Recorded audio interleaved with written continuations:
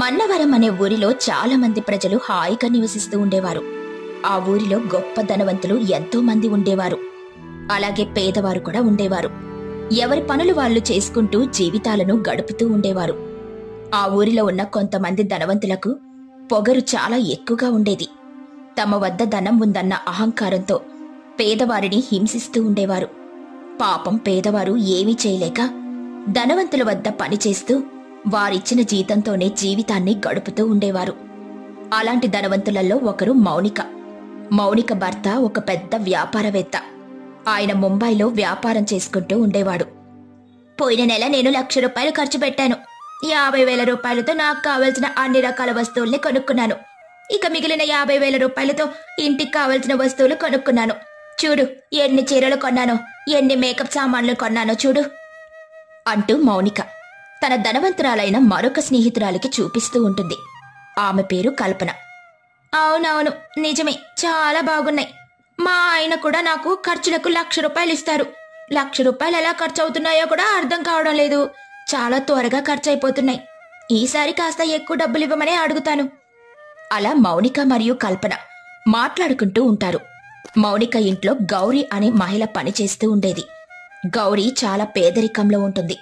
భర్త చనిపోవడంతో ఉన్న తన ఒక్కగానొక్క కొడుకుని చదివించుకోవడానికి మౌనిక వద్ద పనిచేస్తూ ఉంటుంది. గౌరీ దుర్గాదేవికి అపారమైన భక్తురాలు. ఒరే బాలు, త్వరగా బడికి వెళ్ళురా. ఆలస్యమైందంటే ఇక అంతే సంగతులు. మీ టీచర్ గారు నాకు నీపై కంప్లైంట్లు చేస్తూ ఉంటారు. ఇదిగో వెళ్తున్నానమ్మా. ఎన్నిసార్లు చెప్పాన్రా, వెళ్తున్నాను లేదా వెళ్తాను అని అనకూడదని. వెళ్ళొస్తాను అని చెప్పాలి. ఎప్పుడు నేర్చుకుంటావో ఏమో. అయ్యో అవును కదా, పూర్తిగా మర్చిపోయాను. వెళ్ళొస్తానమ్మా అంటూ బాలు బడికి వెళ్ళిపోతాడు. గౌరీ కూడా మౌనిక ఇంటికి పని చేయడానికని వెళ్తుంది.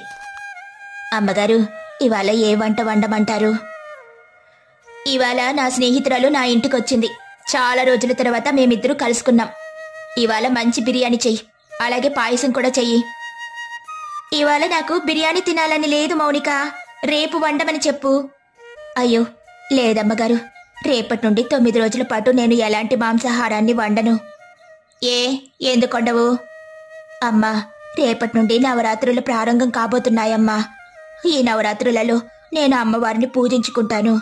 ఈ సమయాల్లో నేను మాంసాహారాన్ని ముట్టుకోను, అలాగే వండను. దయచేసి 9 రోజుల పాటు నా చేత మాంసాహారాన్ని వండించకండమ్మా. మీకు చాలా పుణ్యం ఉంటుంది. నువ్వు కూడా నవరాత్రి పూజ చేసుకుంటావా? ఆశ్చర్యంగా ఉందే. మీలాంటి పేదవారిలో కూడా భక్తి ఉందంటే నమ్మలేకపోతున్నాను. భక్తికి పేద మరియు ధనిక అంటూ భేదాలేముంటాయమ్మా. ఇలా నేను ఎన్నో సంవత్సరాల నుండి చేస్తున్నాను. అమ్మవారి దయ వల్లనే నా కొడుకుని నేను చదివించుకోగలుగుతున్నాను.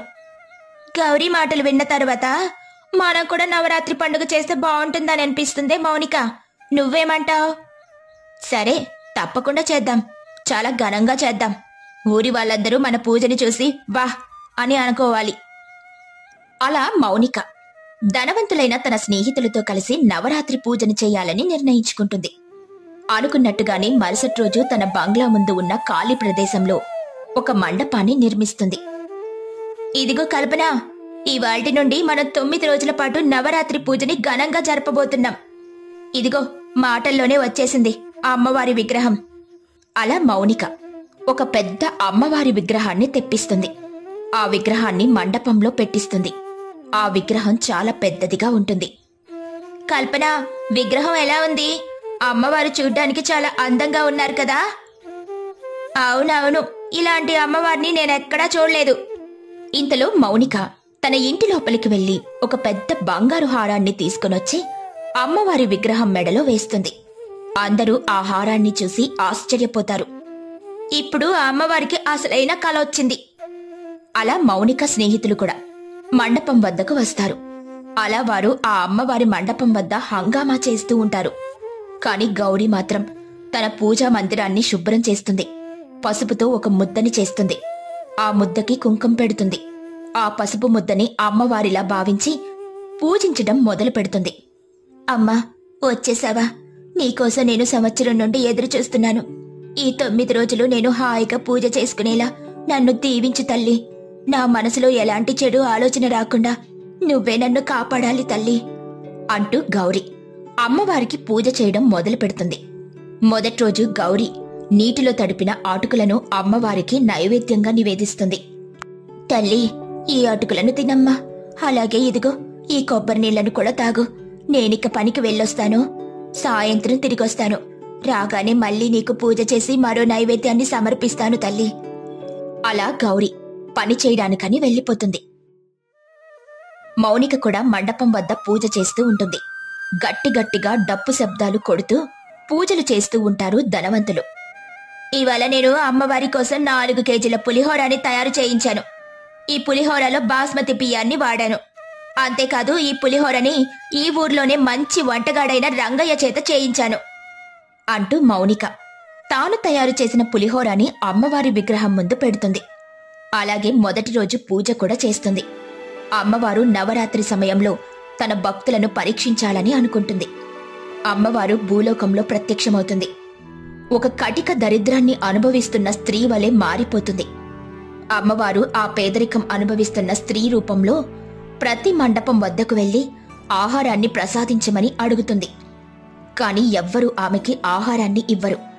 అమ్మవారు మౌనిక వద్దకొచ్చి ఇలా అడుగుతుంది. అమ్మా, నాకు చాలా ఆకలిగా ఉంది. పులిహోర సువాసన అదిరిపోతుంది. నాకు కాస్త ఆహారాన్నివ్వమ్మా. అలా ఆ పేద స్త్రీ మౌనికని అడుగుతుంది. బాస్మతి బియ్యం వేసి నేనీ పులిహోరాని తయారు చేయించాను. అంతేకాదు ఈ ఊర్లోనే అద్భుతమైన వంటగాడి చేత దీనిని తయారు చేయించాను. ఇంత కష్టపడి తయారు చేయించిన దీనిని నీకిస్తే ఎలా? ఇది మాలాంటి ధనవంతులు తినాల్సిన ప్రసాదం. నీకిక్కడ ఎలాంటి చోటు లేదు అంటూ మౌనిక ఆ పేద స్త్రీని అక్కడి నుండి గెంటేస్తుంది. పాపం గౌరీకి ఆ స్త్రీని చూసి జాలి కలుగుతుంది. అమ్మా, మీకు ఆకలిగా ఉందా? దయచేసి మా ఇంటికి రండి. నేను మీకు ఎంతో కొంత ఆహారాన్ని పెడతాను. అలా గౌరీ ఆ స్త్రీని తన ఇంటికి తీసుకుని వెళ్తుంది. అమ్మవారికి ప్రసాదంగా నివేదించిన అటుకులని ఆ పేద స్త్రీకి కూడా ఇస్తుంది. ఆ పేద స్త్రీ ఆ అటుకులను తిని అక్కడి నుండి వెళ్ళిపోతుంది. అలా మొదటి రోజు కాస్త గడిచిపోతుంది. ఇక రెండో రోజు అమ్మవారు మళ్లీ తన భక్తులను పరీక్షించాలని నిర్ణయించుకుంటుంది. ఈసారి అమ్మవారు ఒక చిన్న పాప రూపంలో మౌనిక వద్దకు వస్తుంది. నాకు బొమ్మలు కావాలి. ఆడుకోవడానికి నా వద్ద బొమ్మలు లేవు. అలాగే మంచి దుస్తులు కూడా లేవు. చూస్తుంటే మీరంతా గొప్ప ధనవంతుల్లా ఉన్నారు. నాకు కొన్ని బట్టల్ని అలాగే బొమ్మల్ని ఇవ్వచ్చు కదా. అరే, ఈ మధ్య అడుక్కునే వాళ్ళు బాగా ఎక్కువైపోయారు. ఇలా ఎక్కడ పడితే అక్కడికొచ్చి అడుక్కుంటూ ఉన్నారు. ఇలాంటి వారిని అస్సలు ప్రోత్సహించకూడదు. మనం కష్టపడి సంపాదించుకున్న డబ్బుల నుండి ఇలాంటి వారికి ఎందుకు భాగాన్నివ్వాలి? నువ్వు చెప్పింది నిజమే అంటూ మౌనిక ఆ పాపని అక్కడి నుండి గెంటేస్తుంది. ఈసారి ఆ పాపేమో గౌరీ ఇంటికెళ్ళి బొమ్మలు కావాలని అడుగుతుంది. చాలా ముచ్చటగా ఉన్నావు తల్లి. నాకు కూడా నీలాంటి కూతురుంటే బాగుండేది అంటూ తన కొడుకు వద్దున్న బొమ్మల్ని తీసి ఆ చిన్న పాపకి ఇస్తుంది. మీ కొడుకు వద్దున్న బొమ్మలు తీసి నాకిచ్చేస్తున్నావు. నీ కొడుకేమైనా అంటే ఎలా? మరేం పర్వాలేదులే. బొమ్మలతో ఆడుకునే వయసు కాదు వాడిది. వాడు నీకంటే చాలా పెద్దవాడు. నీలాంటి ఒక చిన్న పాపకిచ్చానని చెబితే వాడు కూడా ఆనందపడతాడు. అలా గౌరీ చెప్పడంతో ఆ పాప బొమ్మలను తీసుకుని నవ్వుతూ అక్కడి నుండి వెళ్ళిపోతుంది. అలా కొన్ని రోజులు గడుస్తుంది. సరిగ్గా 9వ రోజు ఊరంతా తమ తమ అమ్మవారి మండపాల్లో అమ్మవారికి మహానైవేద్యాన్ని సమర్పిస్తూ ఉంటారు. అలాగే అమ్మవారికి సారెని కూడా అర్పిస్తూ ఉంటారు. ఆ సారెలో పట్టు చీరలు, నగలు, అలాగే గాజులు కూడా ఉంటాయి. ఇక గౌరీ కూడా తన కొడుకుని తీసుకుని మౌనిక వద్దకు వస్తుంది. అందరూ ఆ మండపంలో అమ్మవారికి పూజలు చేస్తూ కానుకలు సమర్పిస్తూ ఉంటారు. ఈ పట్టు చీర ఎంత అనుకున్నారు? 10,000 రూపాయలు. అలాగే ఈ నెక్లెస్ 1,00,000 రూపాయలు. ఈ గాజులేమో ఒక్కో డజను 1,000 రూపాయలు. ఇవంతా నేను అమ్మవారికి సమర్పిస్తున్నాను అంటూ మౌనిక అమ్మవారి ముందు పెడుతుంది. ఇంతలో అమ్మవారు ప్రత్యక్షమవుతుంది. అక్కడున్న వాళ్ళందరూ ఆశ్చర్యపోతారు.